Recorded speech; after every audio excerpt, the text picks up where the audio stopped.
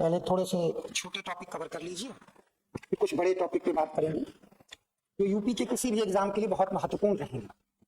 तो छोटा टॉपिक कुछ ऐसे देख लेते हैं। हेडिंग डाल लीजिए, global Terrorism index. Global Terrorism index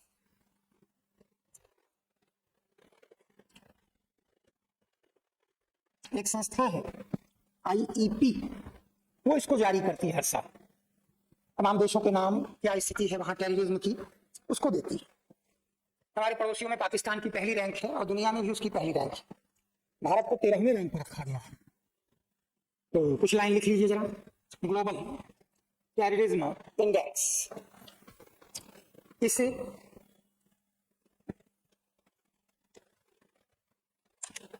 institute of Economics and Peace IEP द्वारा जारी किया जाता है।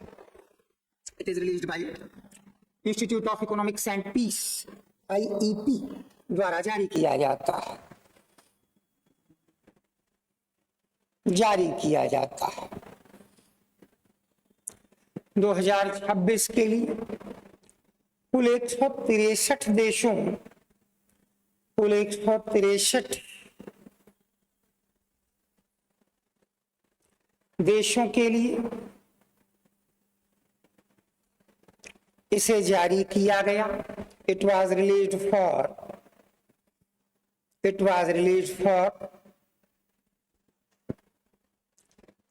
163 countries in 2026। पाकिस्तान को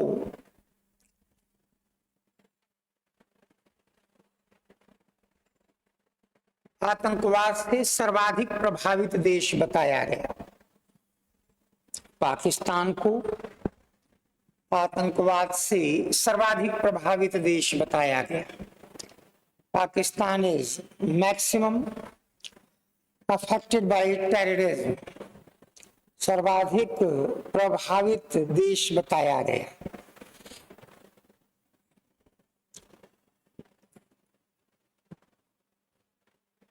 बर्किना फासो अफ्रीकी देश है और माली उसी के ऊपर है, अफ्रीकी देश दूसरे और तीसरे स्थान पे है। Burkina Faso and Mali are on second and third rank.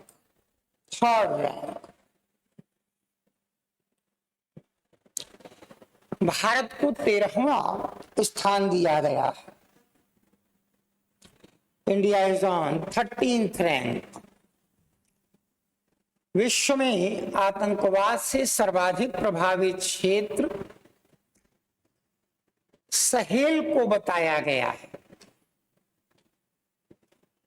Sahel is the maximum affected by terrorism in world. ये रेड सी को अटलांटिक से जोड़ने वाली एक पट्टी, इरिट्रिया सूडान से होते हुए चाड, नाइजर, माली, बर्किना फासो, मॉरिटानिया और सेनेगल तक चलती है। इसके ऊपर का इलाका सहारा का मरुस्थल है और नीचे सब सहारा कहलाता है, यानी शेष अफ्रीका। इसको आतंकवाद से सर्वाधिक प्रभावित इलाका बताया गया है। सहेल को आतंकवाद से सर्वाधिक प्रभावित क्षेत्र बताया गया है। Sahel is the maximum affected by terrorism. विश्व की 50% से अधिक आतंकी घटनाएं अकेले इसी क्षेत्र में हो रही हैं। More than 50% terrorist activities are being occurred only in same region. Only in same region. विश्व का सबसे खतरनाक आतंकी संगठन ISIS Islamic state of Iraq and Syria को बताया गया है।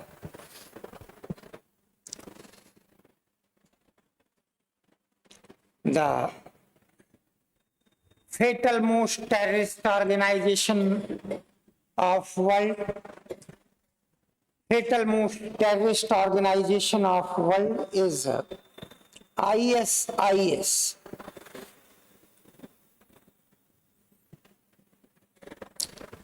JNIM Tehrike Taliban Pakistan, JNIM Jamaat Nusrat al Islam Muslimin, JNIM Tehrike Taliban Pakistan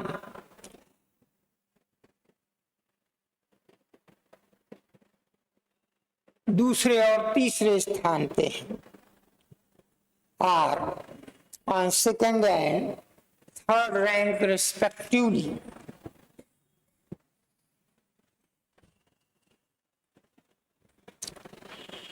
यह index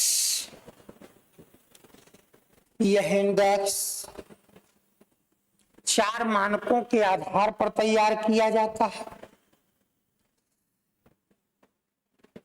This index is prepared on the basis of 4 norms. 2025 में भारत में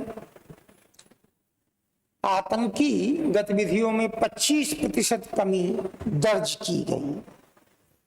आतंकी गतिविधियों में 25% कमी दर्ज की गई, 25%. Reduction was observed in terrorist activities in India. Terrorist activities in India in 2025.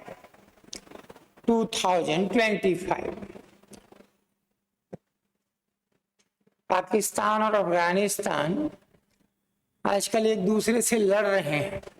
Air force तक जो है वो प्रयोग कर रहे हैं। एक बार जो है फिर से वही अंग्रेजों के जमाने की नीतियां, अंग्रेजों के कदम, ये एक बार फिर यहाँ उभर कर सामने आए। झगड़ा तो यही शुरू करके गए थे। थोड़ा इसको देखते हैं।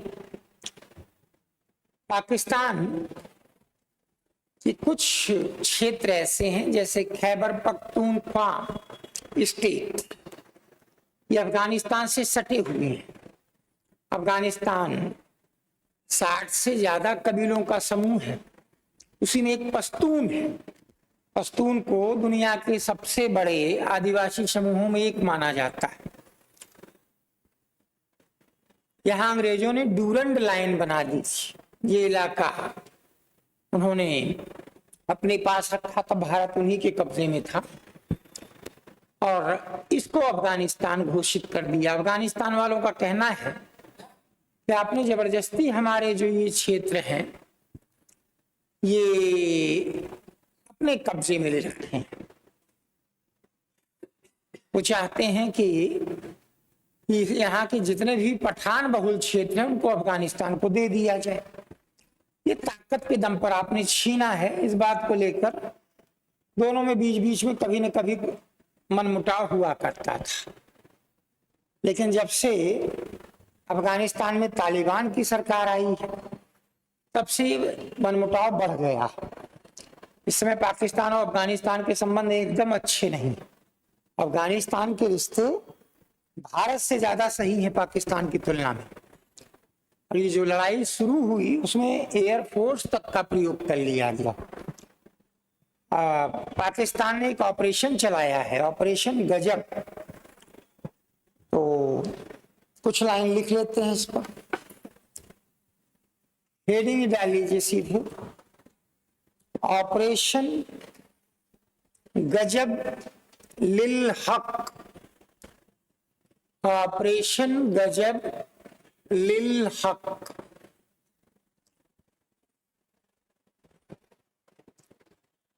पाकिस्तान द्वारा अफगानिस्तान के विरुद्ध प्रारंभ किया गया। सैन्य अभियान है, it is military operation. Started by Pakistan against Afghanistan. इसका शाब्दिक अर्थ है न्याय के लिए प्रतिशोध। इट्स वर्बल मीनिंग इज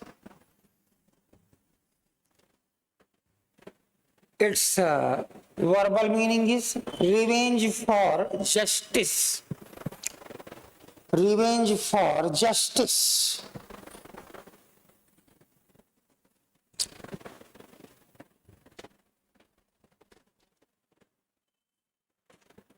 इस अभियान में पाकिस्तान ने वायुसेना तक का प्रयोग किया है। In this expedition, Pakistan has used even Air Force too.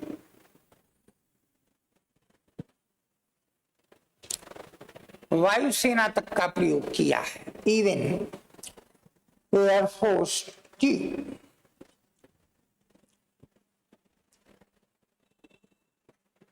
Pakistan और अफगानिस्तान के बीच ड्यूरेंड लाइन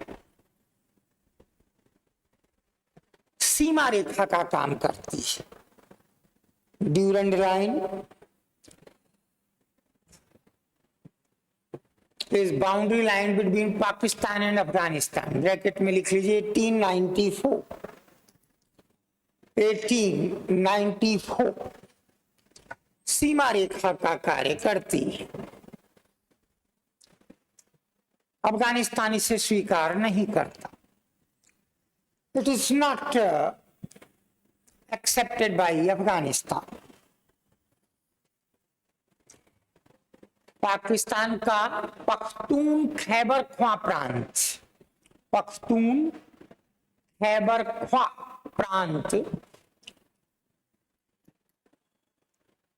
भावनात्मक रूप से अफगानिस्तान के करीब है। Is closer to Afghanistan emotionally, is closer to Afghanistan emotionally. Pakistan का कहना है, पाकिस्तान एक्यूजेस कि अफगानिस्तान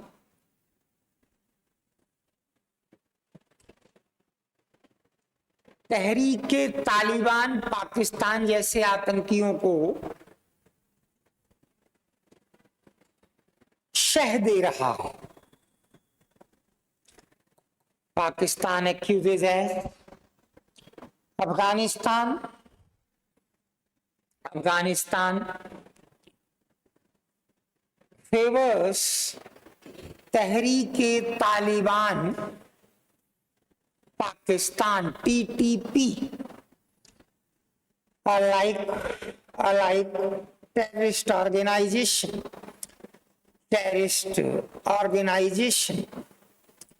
शह दे रहा है।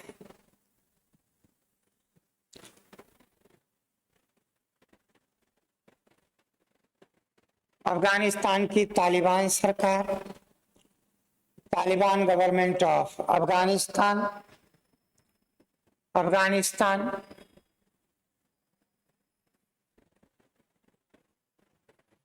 के आने के बाद पाकिस्तान से उसके संबंध अधिक कटु हुए हैं। Relation of Pakistan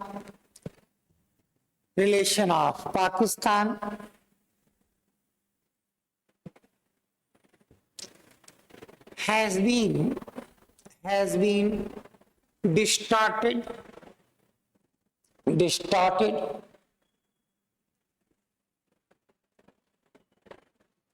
after comments of Taliban government in Afghanistan. Comments of Taliban government in Afghanistan. जो लोग भी यूपी से जुड़ा कोई एग्जाम देते हैं तो वो इस योजना को तो याद कर लेंगे। जैसे पिछले दिनों क्वेश्चन आए हैं प्री में, देख ही लिया होगा प्री के क्वेश्चन। जैसे 1 डिस्ट्रिक्ट 1 प्रोडक्ट आया है तो हर जिले का एक प्रोडक्ट, तो बहुत कठिन सभी 75 जिले के प्रोडक्ट याद कर पाना। ओडीओपी ये भारत सरकार की पहल से शुरू किया गया था 2018 में। 2 प्रकार के प्रोडक्ट हर जिले को चुनने थे, एक कोई एग्रीकल्चरल प्रोडक्ट और एक कोई कॉटेज इंडस्ट्री, कुटीर उद्योग, माइक्रो स्मॉल इंडस्ट्री से जुड़ा प्रोडक्ट। ये आपको यूपी स्पेशल लिखाते समय दोनों के विषय में पूरा बता दिया गया है। कोचिंग के ऐप पे यूपी स्पेशल की क्लासेस सब उपलब्ध करा दी गई हैं। सिर्फ ऐप खोलना है और क्लास अपने आप चलने लगेगी, उसके अलावा आपको उसमें कुछ नहीं करना है। तो उससे यूपी के नोट्स जरूर तैयार कर लीजिएगा, जो भी 5-6 क्लास हैं 1-1 घंटे की, उसी से सारे क्वेश्चन आपको यूपी स्पेशल के मिल जाएंगे। इस योजना के बाद एक दूसरा प्रोजेक्ट शुरू हुआ है। यदि ओडीओपी के क्वेश्चन आते थे तो ऐसा हो जाता था कि 4 जिले बाएं तरफ, 4 प्रोडक्ट दाहिनी तरफ, और मैचिंग करवा लेते थे या कह देते थे इसमें 2 प्रोडक्ट कोई गलत है, ये इस जिले के नहीं है, बताइए कौन कौन से हैं। अब यहाँ तो लगता था कि इसका मतलब सभी 75 जिले देखने पड़ेंगे फिर।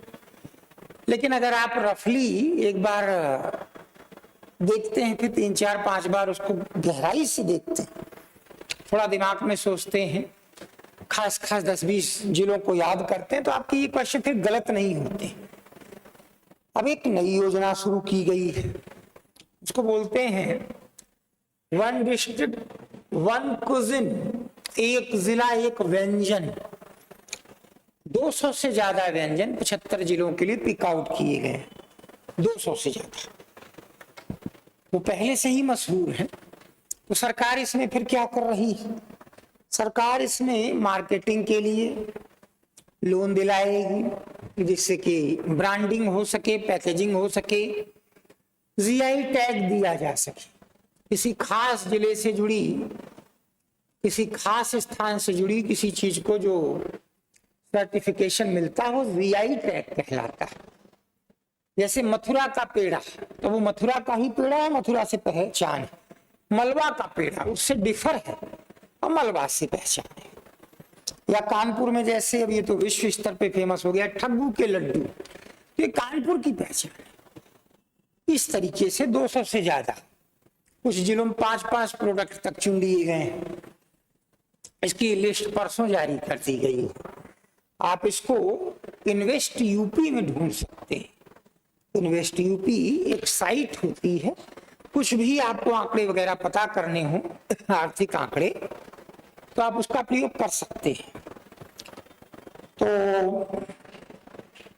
अब ये एक जिला एक व्यंजन वाली जो स्कीम है, इस स्कीम में ये निश्चित मान के चलिए कि अगले साल भर तक यूपी के जितने भी एग्जाम होंगे, पीसीएस, आरओ हुआ, अगर लेखपाल, कोई भी एग्जाम यूपी का हुआ, तो उनमें ये पूछेंगे जरूर। अब वो एक अलग बात है कि गुमनाम से गुमनाम जिला भी पूछ सकते हैं, तो आपको हर जिला देखना होगा, क्योंकि वो ऐसे उठाएंगे, हरदोई उठा लिया, हमीरपुर उठा लिया, उसी प्रकार से श्रावस्ती उठा लिया, और उसी प्रकार से बागपत उठा लिया, और चारों प्रोडक्ट सामने रख दिए।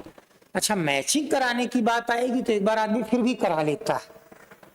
कुछ अंदाजा होता है लोगों को कि कहाँ की कौन सी चीज फेमस है, लेकिन अगर 2 सही 2 गलत दे दिए तब दिक्कत आती है, क्योंकि इतना किसी को याद नहीं रहता है भाई। हर 75 जिले 5-5, 6-6 उत्पाद अगर मान लीजिए किसी जिले में, तो आपको कैसे याद आएगा? लेकिन मेहनत तो करनी होगी, क्योंकि 1 नंबर तो बड़ी दूर की बात है, पॉइंट में आजकल स्ट्रगल चल रहा है, पॉइंट में संघर्ष चल रहा है, इसलिए एक पे मेहनत करनी है। एक थोड़ा सा विवाद ने इस मुद्दे को और चर्चा में बना दिया है। कोई भी मांसाहारी प्रोडक्ट इसमें शामिल नहीं किया गया है। अब अहिंसक टाइप के महिला अधिकारों के पक्षधर मानवतावादी, उनको बहुत चोट लगी है इससे कि मांसाहार की तो आपने उपेक्षा कर दी। मैं ये नहीं कह रहा हूं कि मांसाहार बुरी चीज है, सबकी अपनी अपनी खाने की शैली होती है, लेकिन ये फिर ढिठाई होगी, उलट के वार करने लगते हैं शाकाहारियों पे, बताते हैं दूध पीना ये हिंसा है, और भैंसे को काटना ये तो सहलाना है। ये जिद मत करिए, आपको जो खाना है खाइए, कोई रोकेगा, बहुत गलत चीज। पब्लिकली ये हरकतें मत करिए। बाकी क्या खाना है क्या पहनना है ये व्यक्तिगत शैली है, उससे भी ज्यादा व्यक्तिगत कैसे पूजा करना है, कहाँ पूजा करना है नहीं करना, ये उससे भी ज्यादा व्यक्तिगत और पूर्ण सुरक्षित अधिकार है। यहाँ किसी को बोलने का हक नहीं है, किसी को बोलने का हक नहीं है। आप अपने तरीके से करें, आराम से करें। अब मैं इस पे ज्यादा कुछ नहीं बोलूंगा कि अब भाई किसी ने अपने घर में 10 लोगों को बुला दिया कि आके बैठ के नमाज पढ़ लो, तो उसका घर है, 10 लोगों को बुला लिया। अब इसमें कौन सी बड़ी भारी कानून का उल्लंघन हो गया, लेकिन ऐसा भी हुआ है कि उनको भी कानूनी कार्रवाई का सामना करना पड़ा है, तो ये तो समझ के एकदम बाहर की बात है। घर में लोग नहीं करते हैं। आप बताइए, आपके पड़ोस में जब सुंदरकांड होता है, माइक लगता है, तो आपसे पूछने आता है कोई कि माइक लगा दें, सुंदरकांड कराएंगे? बिना माइक के भी सुंदरकांड हो सकता है। हनुमान जी ऐसा तो है नहीं कि माइक लगाएंगे आप तो सीधे सुन लेंगे। हनुमान जी तो यहाँ क्या आप सोच रहे हैं वो सुन लेते हैं।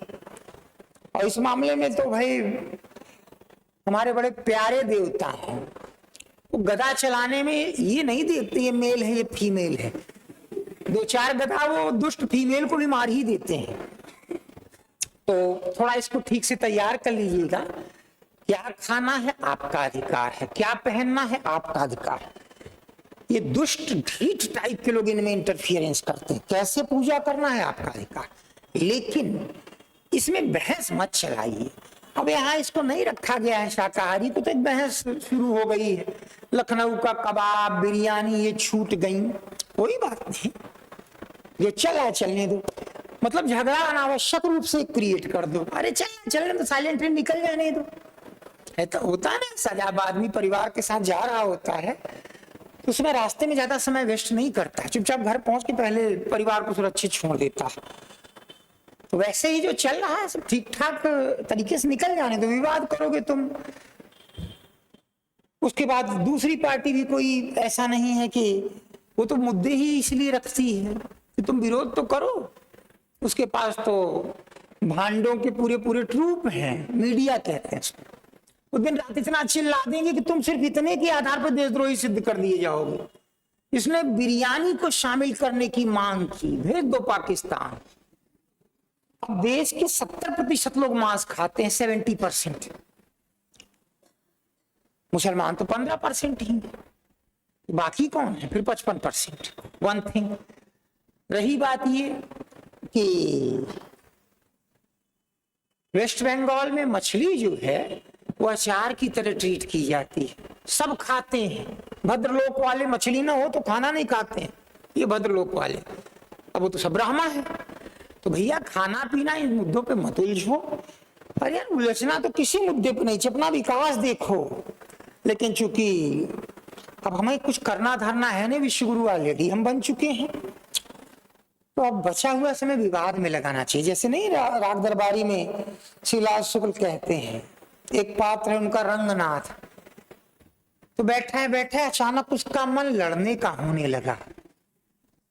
हमारा भी वही हाल है, जल्दी से लिखें बात खत्म करें। तो क्या करें, सभी जिले लिखाए जाए कि 20 जिले उठाए जाए? सभी 75 बहुत लंबा हो जाएगा, कुछ आप भी देख लीजिए। और ये आपको बड़े आराम से इन्वेस्ट यूपी की साइट से सिर्फ 2 पेज मिल जाएंगे, तैयार कर लीजिएगा इसको, है ना। लेकिन मुझे अच्छी तरीके से मालूम है ये इसमें बड़ी भारी बुराई है। जैसे ये वाला खोला ना, तो ये मैं इसमें चक्रव्यूह में फंस गया हूं। अब फिर ऐसे करो, फिर उसके बाद दूसरे पे जाओ, इसमें बड़ी दिक्कत होती है, टोल टैक्स मांगने लगता है। और अगर इसकी जगह हमने ये वाला दबा दिया कोई टैक्स नहीं, तुरंत गिफ्ट पैक आ जाता है। ये दबा दिया तो कुछ इंसेंटिव भी घर आ जाता है। क्या करेंगे?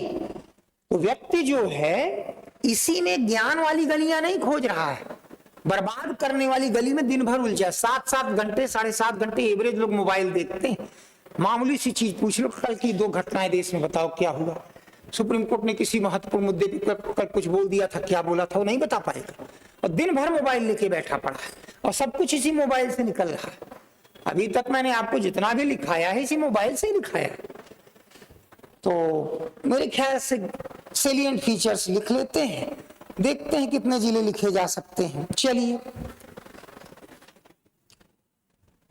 24 जनवरी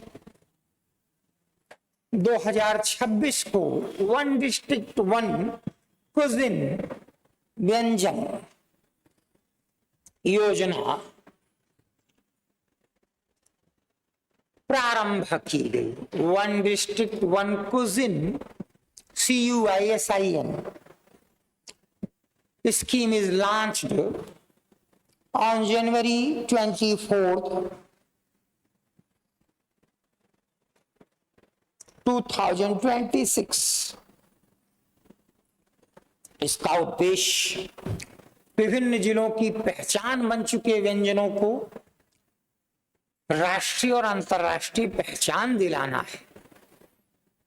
Its objectives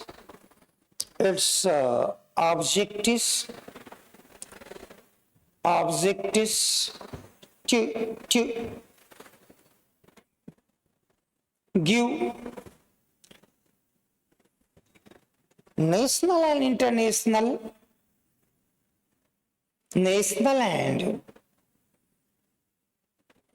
international recognition to the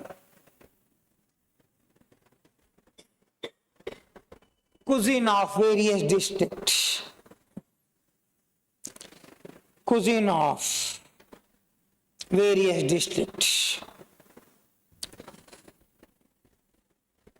इन जिलों की पैकेजिंग से लेकर मार्केटिंग तक की, इन जिलों की उत्पादों की पैकेजिंग से लेकर मार्केटिंग तक एक विस्तृत कार्य योजना तैयार की गई है।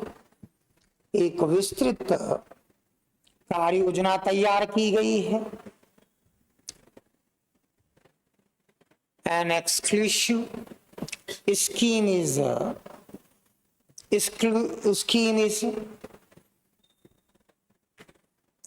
prepared for packaging to marketing of above said products।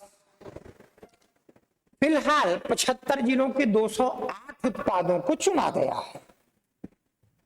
At present, 208 cuisines of 75 districts have been picked out,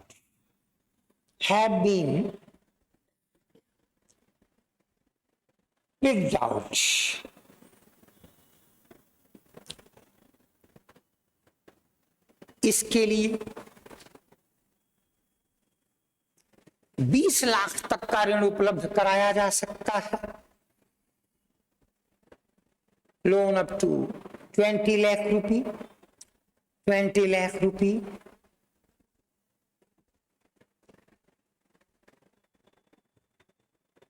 could be availed for it, जिसमें 25% सब्सिडाइज्ड ऋण रहेगा। समय फिर चुका दिया तो इतना छोड़ दिया जाएगा, जिसमें 25% सब्सिडाइज्ड ऋण रहेगा। Comprising 25% subsidised loan. इन उत्पादों में शाकाहारी व्यंजनों को ही शामिल किया गया है। Just veg cuisines are comprised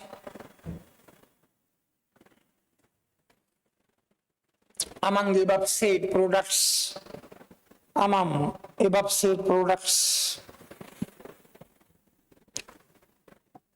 इन उत्पादों को जीआई टैग, जो जिस स्थान की पहचान बन गया उसको उस स्थान के जीआई टैग से जोड़ देते हैं।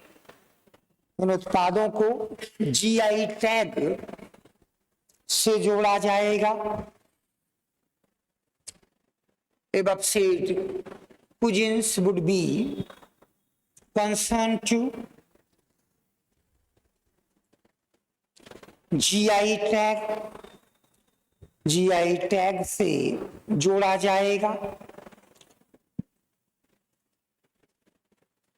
वैश्विक स्तर पर निर्यात, वैश्विक स्तर पर निर्यात किया जा सके, इसलिए FSSAI सर्टिफिकेशन उपलब्ध कराया जाएगा। FSSAI सर्टिफिकेशन उपलब्ध कराया जाएगा। FSSAI certification would be availed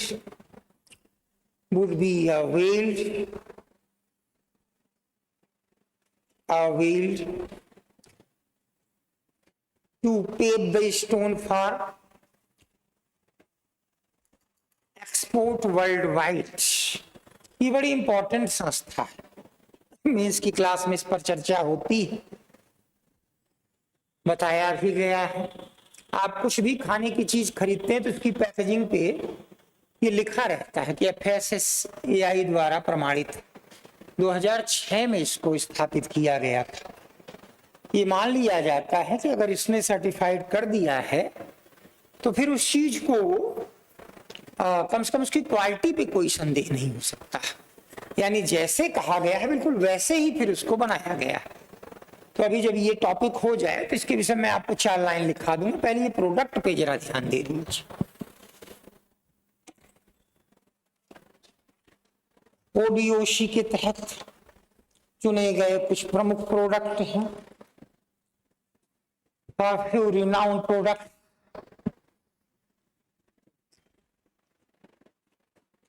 picked out with respect to ODAC।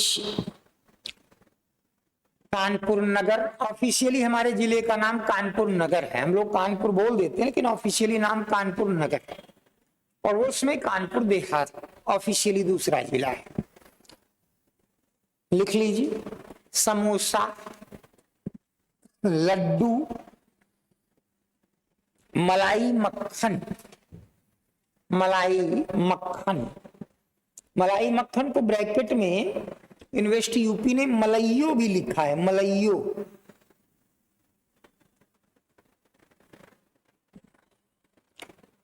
चलिए कानपुर देहात का लिखें। खाद्य तेल, इडबिल ऑयल, लस्सी, इडबिल ऑयल, लस्सी।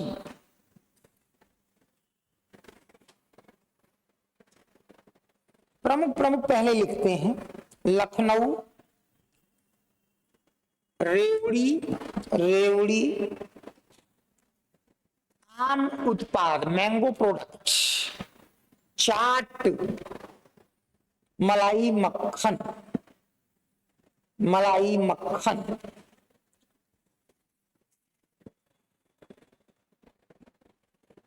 आगरा, पेठा, दालमोठ, गजक,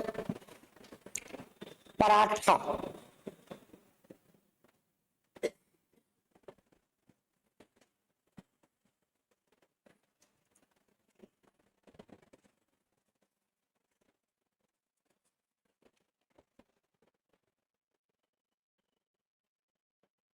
प्रयागराज, सब्जी कचौरी, समोसा, इलाहाबादी समोसा थोड़ा अलग किस्म का होता है, वो हमारे इस समोसे की तरह नहीं होता है कि बनाया तो आप कुछ घंटे में खा लीजिए। अंदर से वो सूखा रहता है, बहुत ज्यादा मसाला यूज करते हैं, महीनों आदमी उसको रख सकता है। उसी को इलाहाबादी समोसा कहते हैं। रसगुल्ला, वाराणसी, तिरंगा बर्फी,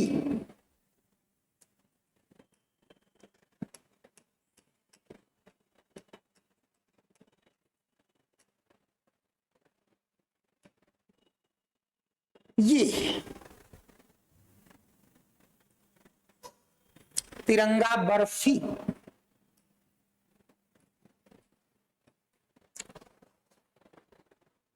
ठंडाई लस्सी, कचौरी, बनारसी पान, लौंग लता।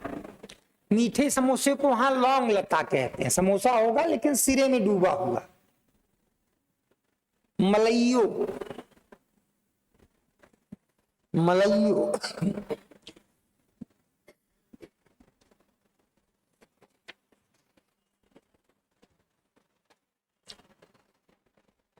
झांसी,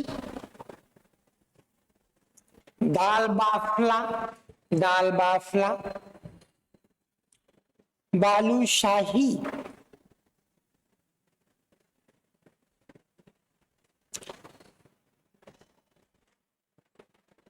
अगल बगल के एक दो और लिख लीजिए। इटावा, सरसों की चटनी, सलाद, सरसों की चटनी, सलाद, मट्ठा के आलू, खीर मोहन,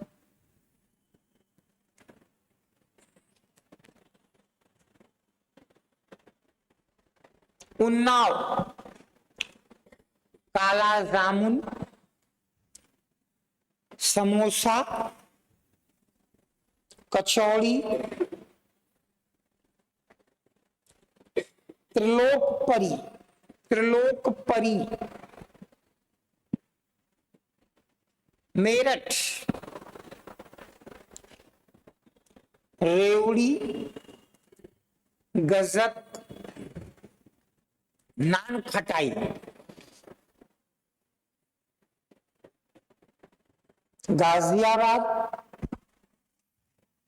सोया चाप, मिर्ची का अचार,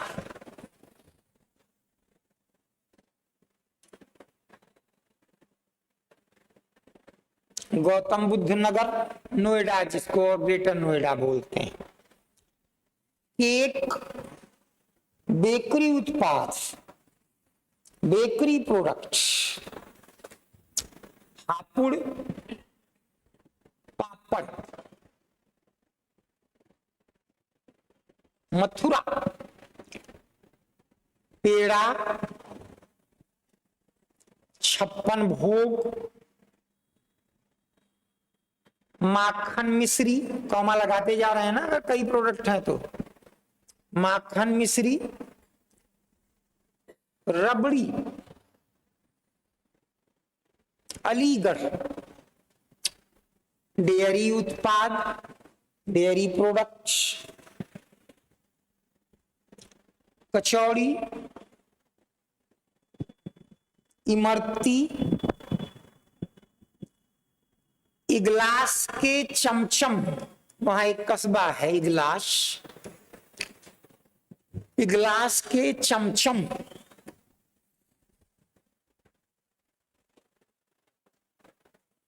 अयोध्या, कचौड़ी, टिकिया, पेड़ा, कुल्हड़ वाली दही जलेबी। ये यही अंग्रेजी में, यही हिंदी में साइट पे डाला गया, तो अंग्रेजी में भी लिख रहे हैं तो यही लिखिएगा, है ना। कुल्हड़ वाली दही जलेबी, कुल्हड़ वाली दही जलेबी। बलिया, सत्तू आधारित उत्पाद,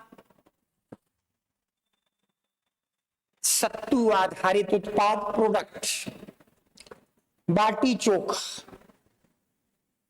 बाटी चोखा,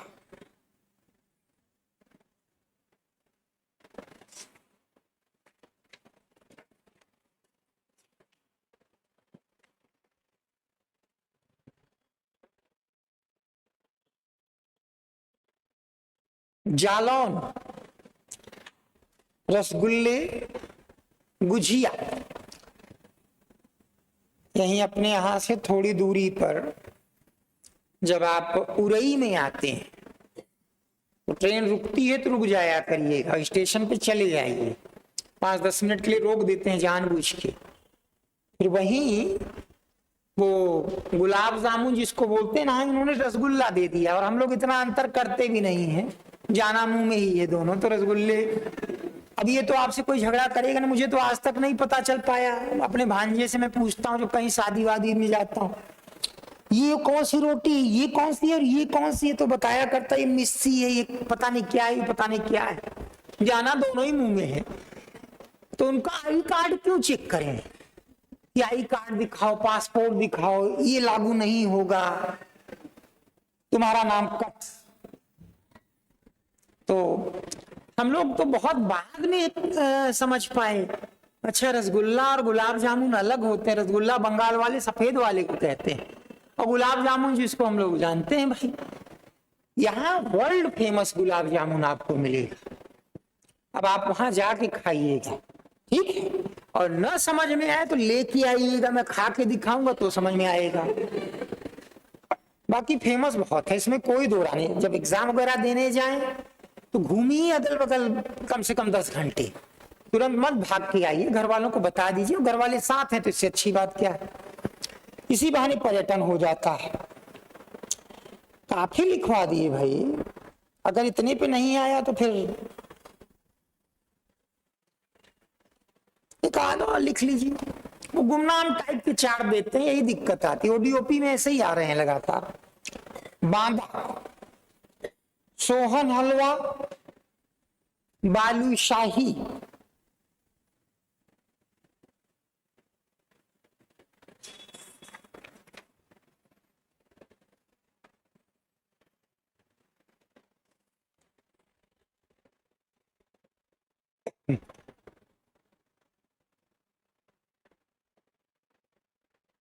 एक और लिख लीजिए, भदोही, संत रविदास नगर भी बोलते हैं, दाल पीठा, ठेकुआ, खोआ पेड़ा, गुझिया, रबड़ी,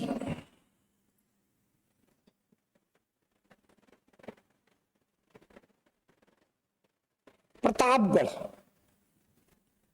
आंवला आधारित उत्पाद, गुलाब जामुन, गुलाब जामुन पर्याप्त है। अब सब लिखाएंगे तो क्लास बोरिंग हो जाएगी भाई, पर्याप्त है। चलिए, एक बार आपको बताया था महिलाओं में सर्वाइकल कैंसर एक बहुत बड़ी समस्या, ये भी इस साल के कुछ सबसे खास जीएस में रहेगा। इसको भी बता दीजिएगा मुझे कि लिखवा दीजिए। तो सर्वाइकल कैंसर के लिए बजट में ही घोषणा की गई थी कि सबको टीके लगाए जाएंगे, गर्ल्स को। वैसे तो 15 से 45 किसी एज में लगा सकते हैं, 9 साल की एज से ही टीके लगने शुरू हो सकते हैं। तो इस टीके की शुरुआत एचपीवी बोलते हैं, इस टीके की शुरुआत की गई है, सरकार की तरफ सबको निःशुल्क लगाया जा रहा है, और शुरुआत ही अजमेर से हुई। इस पर हम लोगों ने पहले भी काफी चर्चा की थी।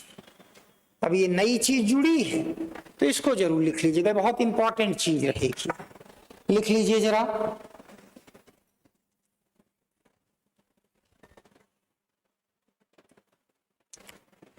एचपीवी वैक्सीनेशन की शुरुआत अजमेर से की गई है। HPV vaccination program is launched from Ajmer Rajasthan से की गई है।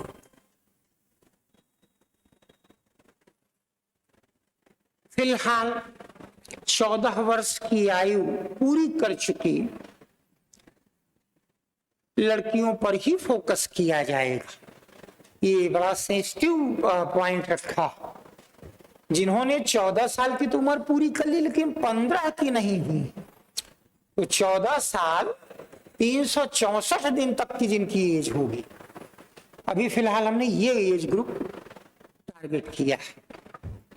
फिलहाल 14 वर्ष की आयु पूरी कर चुकी लड़कियों पर ही फोकस किया जा रहा है। At present juveniles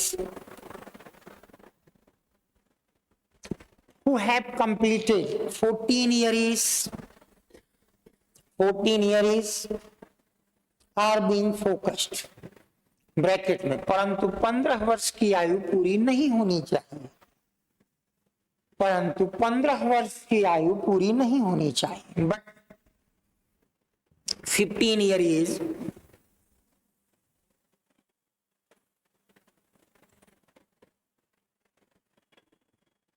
it not completed।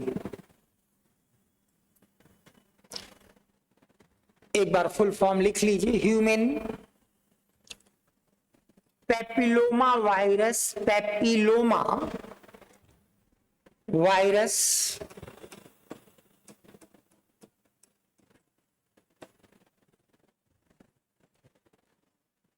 Cervical cancer के लिए उत्तरदायी है। सर्वाइकल कैंसर के लिए उत्तरदायी है।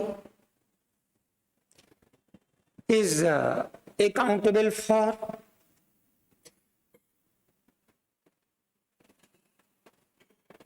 Cervical cancer.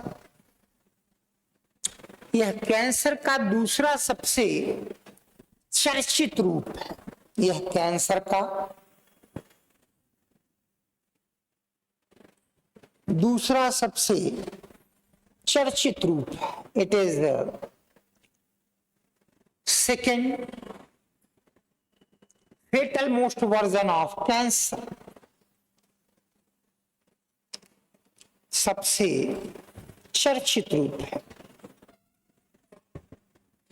बाकी आपको इसके विषय में पहले बताया गया था, वहां से देख लीजिएगा। सेंसस शुरू हो चुकी है, रोज आप देख ही रहे होंगे, कई स्टेजेज में होगी। पहले घर गिने जाएंगे, फिर बाद में एक एक करके तमाम चीज। तो इसकी मशक्कत जो है वो विकास और प्रगति है। जिन लोगों को वन लाइनर में बहुत इंटरेस्ट रहता है वो ये ध्यान रखेंगे। वन लाइनर वाले एग्जाम में ये सब चीजें बहुत पूछते हैं। बाकी तो ये बड़ी लंबी चौड़ी होगी तो 27 तक तो ये चलेगी ही चलेगी। इस तरीके से ये मस्कट बनाया गया है। विकास एंड प्रगति हर बार कोई न कोई होता है। जैसे 2011 में जब सेंसस हुई थी तो उसका मस्कट था लेडी काउंटर, महिला प्रगणक, अर्थात एक महिला जो घर घर जाके लोगों से जानकारी ले रही, उसको इस बार दोनों को रखा गया है। बाकी बहुत लंबी चौड़ी स्कीम है। जैसे जैसे ये होती जाएगी फिर इसकी रिपोर्ट आएगी तो आपको बहुत डिटेल्ड में लिखाया जाएगा, जो कई दिन तक लिखना ही पड़ता है। अभी फिलहाल इतने से आप काम चलाएंगे। इसका जो मोटो है, हमारी जनगणना हमारा विकास। आपने सुना होगा परसों जब स्वगणना नाम से, सेल्फ काउंटिंग नाम से ये प्रोजेक्ट शुरू किया गया, तो उसमें जनगणना के इतने गुण गाए गए, इतने गुण गाए गए। तो ये हुआ जब इतने ही इसमें गुण हैं तो 21 वाली कराई क्यों नहीं गई थी अब तक? तो ये सब चीजें सीख लीजिएगा कि जो चीज करिएगा बताइएगा, बस यही चीज असली चीज है, बाकी तो सब दुनिया मोह माया है। तो बहुत ज्यादा ये सब चीजें चर्चा में रखी गई। फिलहाल अभी आप 2-3 चीज जो काम की है वन लाइनर जैसी वो लिख लीजिएगा। लिखें सेंसस 2027 बोला इसको यही जा रहा है, जबकि हमेशा सेंसस डिकेड के पहले ईयर होता है, 11, 21, 51, 71 पहले ईयर। अब इसको 2027 ही बोला जा रहा है, जबकि शुरुआत 26 से हुई। तो लिख लीजिए जरा सेंसस 2027 जनगणना 2027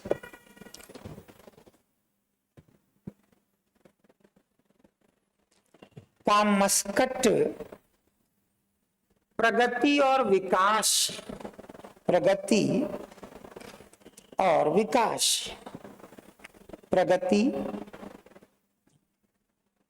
and Vikas are the mascot of census 2027।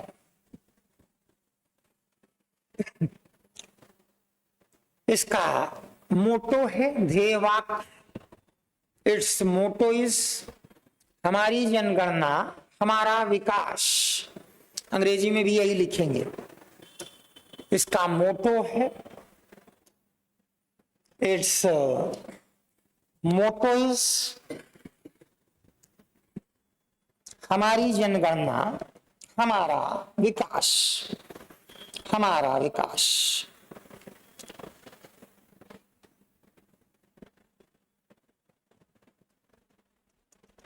यह जनगणना 2 चरणों में संपन्न होगी। यह जनगणना 2 चरणों में संपन्न होगी। This census would be executed in 2 stages। पहले चरणों में मकानों की गणना की जाएगी। In first stage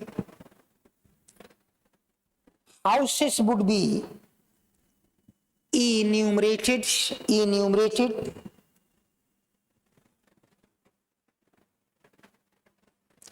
दूसरे चरण में मनुष्यों की गणना की जाएगी।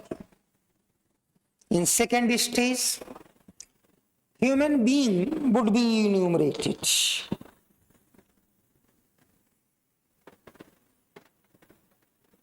enumerated हेडिंग डालिए FSSAI।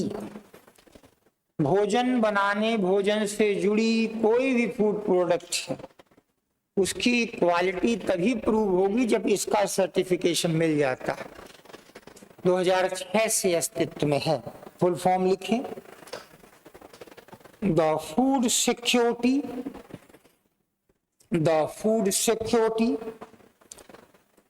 एक सेफ्टी है, सिक्योरिटी नहीं, फूड सेफ्टी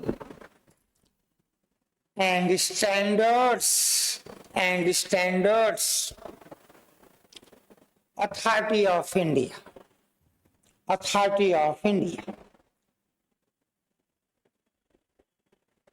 इसे 2006 के food safety and standards act के तहत स्थापित किया गया।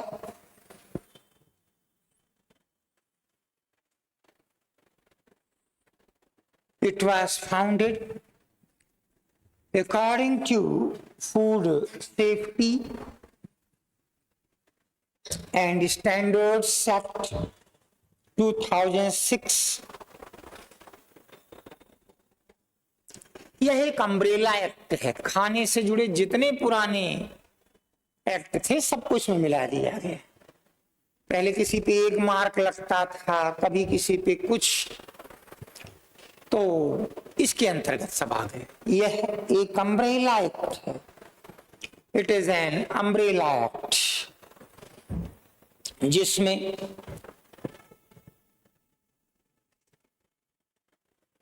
पहले से चल रहे सभी कानूनों का विलय कर दिया गया।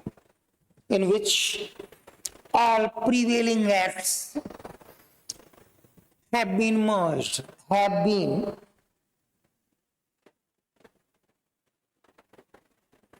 इसका कार्यान्वयन अंडरलाइन करेंगे। इसका कार्यान्वयन health and family welfare ministry government of India द्वारा किया जाता है। It is implemented bye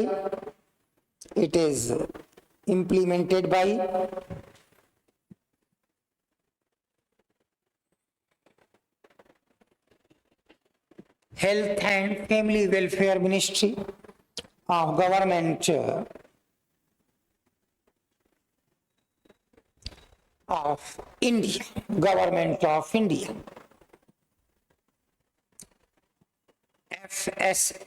FSSAI द्वारा ही फूड प्रोडक्ट्स खाद्य उत्पादों के मानक तय किए जाते हैं।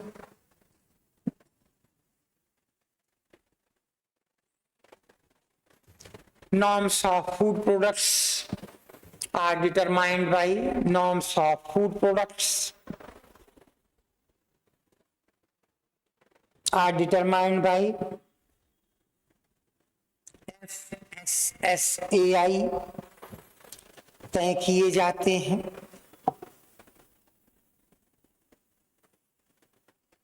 इसके तहत आने वाले पदार्थ हैं products which are covered by FSSAI। UPSC already पूछ चुका है इसको, तो पीसीएस का ही नंबर होना चाहिए। ऑयल एंड फैट्स तेल और घी, fish and fisheries product,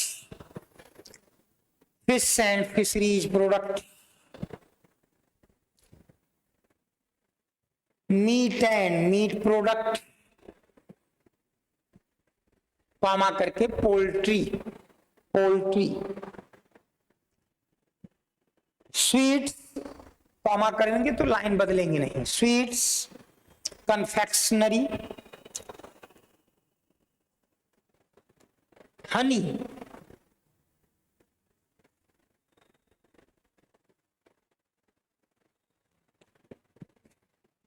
cereals and cereal products, अनाज और अनाज निर्मित वस्तुएं, अनाज और अनाज निर्मित वस्तुएं, pesticides and antibiotic residue, pesticides and antibiotic residue. अब यही ध्यान देने वाली चीज है, वो खाने की चीज नहीं, लेकिन खाने की चीजों पे यूज हो रही है, उसको आप इस स्तर की रखें जो ये अनुमति देता है। और ऐसे ही आता यूपीएससी तो 4 चीज लिख देगा, इनमें से कोई एक है जो FSSAI नहीं देखती। हम सोचेंगे खाने की चीजें देखती तो पेस्टिसाइड क्यों देखेगी, वो पेस्टिसाइड है। एक और लिख लीजिए, मिल्क एंड मिल्क प्रोडक्ट्स,